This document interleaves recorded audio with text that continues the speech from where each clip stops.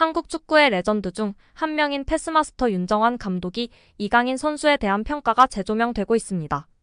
특별히 패스에 일가견이 있었던 윤정환.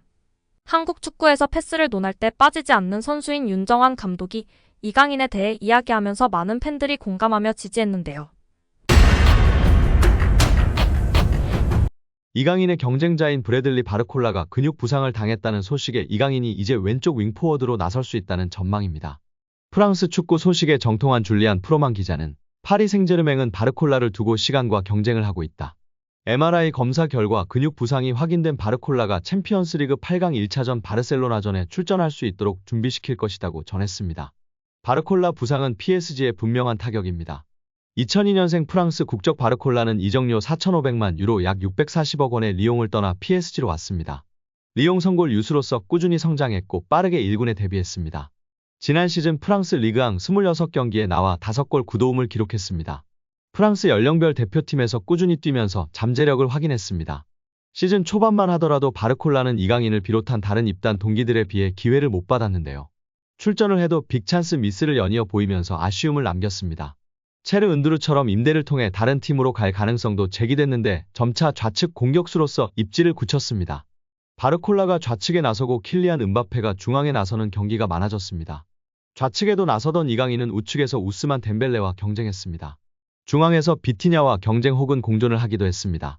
바르콜라는 리그앙 21경기에 나서 2골 5도움을 기록했고 UCL에선 6경기 1골을 올리고 있습니다. 입지를 굳히던 바르콜라는 근육 부상을 당해 한동안 경기에 못 나오게 됐습니다.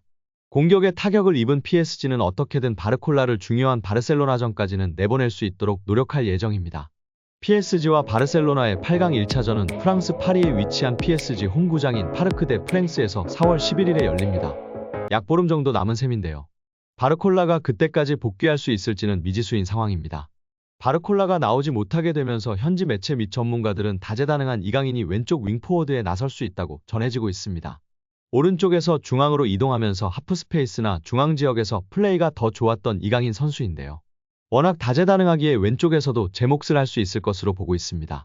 다만 엘리케 감독은 왼쪽만큼은 바르콜라가 뛰었던 이유가 직선적인 플레이를 원해 왼쪽 측면을 벌리고 직선적인 플레이를 하는 바르콜라를 선호했던 것으로 보이는데요. 현재 스쿼드에서는 이런 유형의 선수가 없어 누가 나오던 간에 변형된 왼쪽 공격 라인이 될 것으로 보고 있습니다. 이강인 선수가 나와서 왼쪽에서 안쪽으로 파고들고 왼쪽 공간을 멘데스가 채워도 될 것 같습니다. 물론 음바페가 좌측으로 이동하고 중앙에 하무스 혹은 무아니가 나설 수도 있습니다. 혹은 마르코 아센시오도 대기 중입니다. 과연 루이스 엘리케 감독은 누구를 선택하게 될까요? 현대 축구의 흐름이 변화하면서 전통적인 플레이메이커들의 중요성이 감소되었지만 이강인 선수는 그 독특한 플레이로 차별화되어 있다고 평가했습니다.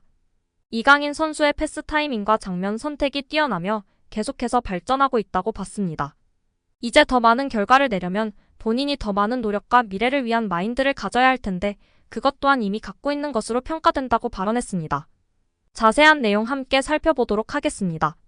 여기에 패스마스터 윤정환 감독이 이강인 선수를 어떻게 생각하는지 이야기한 내용이 재조명되고 있습니다. 이강인 선수는 현대 축구에서 부족한 플레이메이커들을 대체하며 독특한 선수로 주목받고 있다고 생각합니다. 대표팀 경기에서 그를 처음 봤을 때 그의 훌륭한 플레이에 감탄하며 놀랐습니다. 이강인 선수는 어려운 패스를 손쉽게 주어 경기를 컨트롤하며 멋진 플레이를 보여줬습니다. 패스를 통해 득점 기회를 만들고 그의 패스에는 강력한 임팩트가 있다고 생각합니다.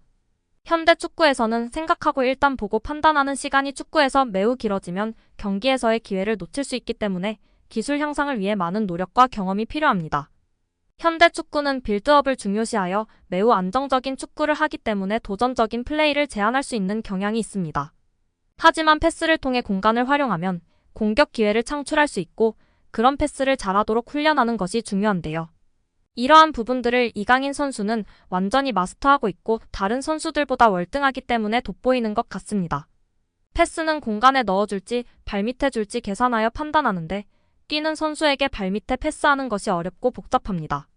파악과 계산을 통해 개개인의 선수 특성에 맞게 패스를 해야 하는 것이 훌륭한 패스라고 생각합니다. 패스를 넣는 선수는 상대 수비 위치 파악과 패스 가능성을 고려해서 해야 하기 때문에 상당히 퀄리티 기술적인 선수라고 봐야 해요. 이러한 패스를 하는 이강인 선수는 정말 대단한 선수로 존중해야 합니다. 특히 압박이 강력한 상황에서도 자신의 플레이와 압박에 능숙하게 대처하는 뛰어난 실력을 보여주었는데 정말 놀라웠습니다. 압도적이었습니다. 앞으로는 이강인 선수를 중심으로 한국 대표팀이 재편될 가능성이 많을 것 같습니다. 이강인 선수가 어린 시절에도 훌륭했지만 최근 몇 년 사이 폭풍적으로 성장한 것으로 피나는 노력을 했기 때문이라고 생각합니다. 어릴 때부터 독특한 재능을 갖고 있었지만 지금의 실력은 노력 덕분에 달성한 거라 생각되어집니다. 피지컬적으로도 성숙해져서 속도, 수비, 피지컬 등에서 큰 발전을 이루었습니다.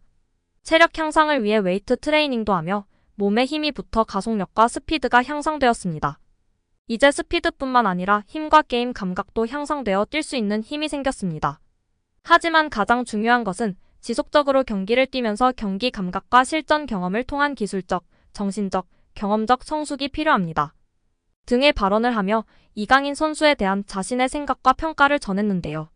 이에 많은 팬들이 공감하며 지지를 보내고 있는 상황입니다. 정말 우리 이강인 선수는 현대 축구에서의 독특한 플레이로 차별화되어 있다는 생각입니다. 그의 패스 타이밍과 패스 궤적, 선택 등이 정말 번뜩이고 뛰어나다고 느끼고 있습니다. 더 무서운 건 지금이 전성기가 아니라는 것이겠죠? 계속해서 발전하고 있는 이강인 선수. 앞으로도 더욱 멋진 모습 기대하고 응원하도록 하겠습니다. 이강인은 매력적으로 축구하는 훌륭한 선수입니다.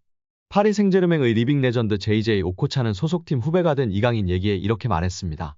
오코차는 PSG 구단이 최근 서울 압구정동에 플래그십 스토어 출시를 결정하면서 홍보대사 성격으로 한국 땅을 밟았습니다. 그는 스포츠 서울을 비롯해 취재진과 만난 자리에서 이강인과 관련한 얘기에 반가워했는데요. 구단 역사가 담긴 여러 기념품이 놓인 플래그십 스토어에서 가장 인기를 끄는 건 한글로 새겨진 이강인의 유니폼입니다. 그는 이 얘기에 부럽다. 내가 선수일 때 이런 유니폼이 나왔으면 많이 팔렸을 것 같다면서 팀이 선수를 가족 일원처럼 느끼도록 얼마나 다가가는지를 보여주고 있다고 이야기했습니다. 그러면서 이강인은 정말 훌륭한 선수이다. 매력적으로 축구를 한다. 그는 마음에서 우러나오는 축구를 한다. 팀에 큰 도움이 되고 팬이 좋아한다. 아직 어리기 때문에 성장 가능성이 크다고 극찬했습니다. 오코차는 1990년대 중반 나이지리아 황금기를 이끌었습니다. 1998년부터 2002년까지 PSG 최고의 테크니션으로 불렸습니다. 4시즌간 84경기를 뛰면서 23골을 기록, 공격진을 이끌었습니다. 1998년 파리 생제르맹에 입단할 당시 1,400만 파운드 236억 9천만 원으로 아프리카 선수 최고 몸값을 기록하기도 했습니다. 오늘 영상은 여기까지입니다. 끝까지 시청해주셔서 감사합니다. 늘 건강하시고 더 좋은 영상으로 찾아뵙겠습니다. 구독과 좋아요도 잊지 마시고 부탁드립니다. 감사합니다.